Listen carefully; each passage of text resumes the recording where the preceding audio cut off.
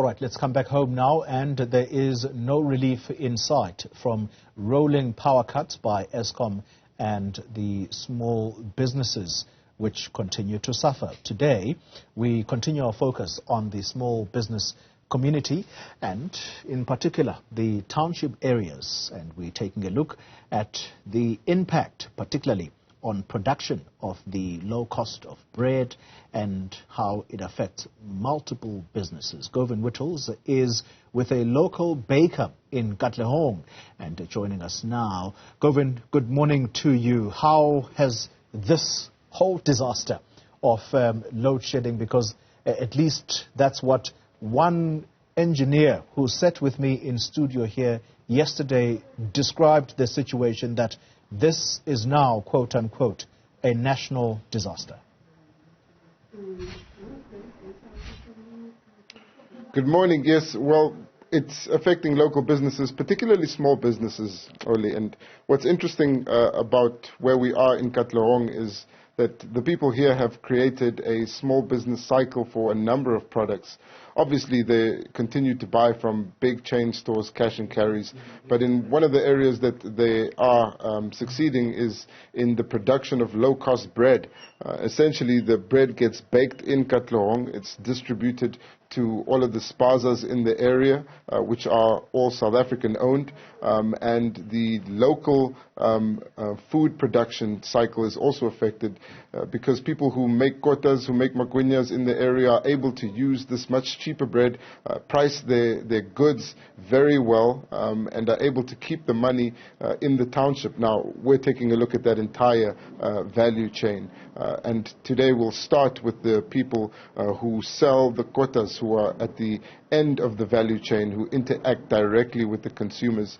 Joining us here from the Machediso General Traders, a store that's been open since 1993, is the owner of the store, Mrs. Elizabeth Matlasela.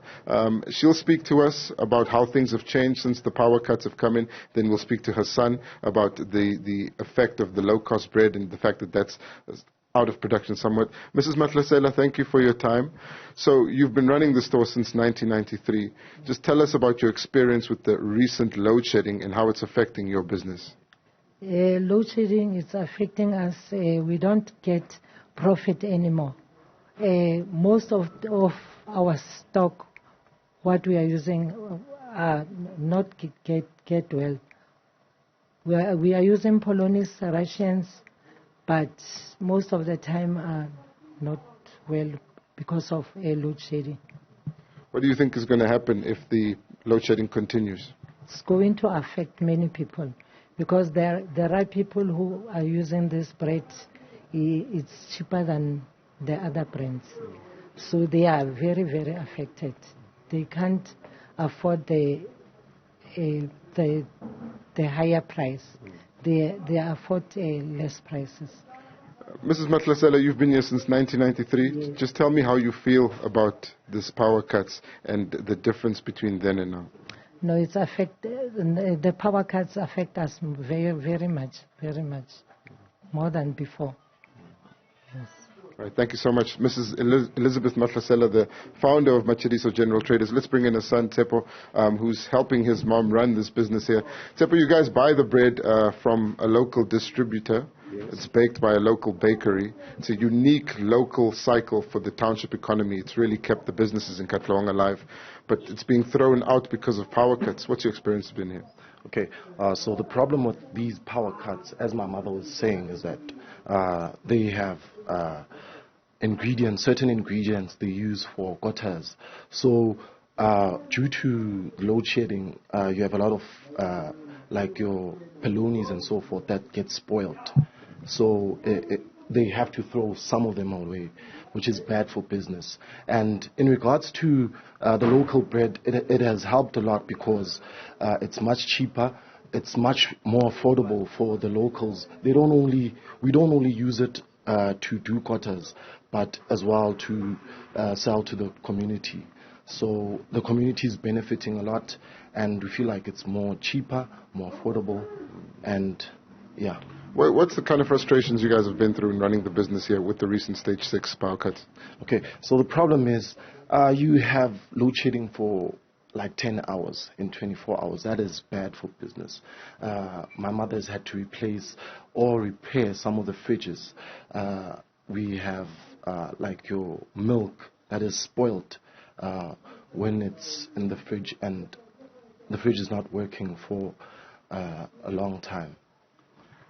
It seems like it's not sustainable. What do you think the future holds? Okay, so in regards to the future, they need to come up with a solution because these temporary solutions are not, these power cuts are not helping at all. We need a more permanent solution that is going to help the country as a whole. It's not only us as Material So General Dealer. A lot of businesses are affected by this load shedding. Yes. Thank you so much, Mr. Tsepo Mahlisela, speaking to us here from the Matadiso General Trader. The spouses really represent the heart of the township economy, Oli, and here in Katlehong, all of the spouses are being run by South Africans, and there's a direct impact here. There's a lot of desperation. We'll be speaking to a lot of different people along the value chain, trying to understand what they go through on a daily basis. And right now, we're speaking to you from a shop that has no power. The power's been off here for about 2 hours. They're expecting it to come back shortly. There is a bunch of people that they expect to come and buy food, but as for now, they can't really start to serve them because the power's not back on. These are the material impacts of the power crisis, and these are really the people that are the most desperate, hoping for a solution from the government. So for now, it's back to you. The unrelenting power issues in South Africa.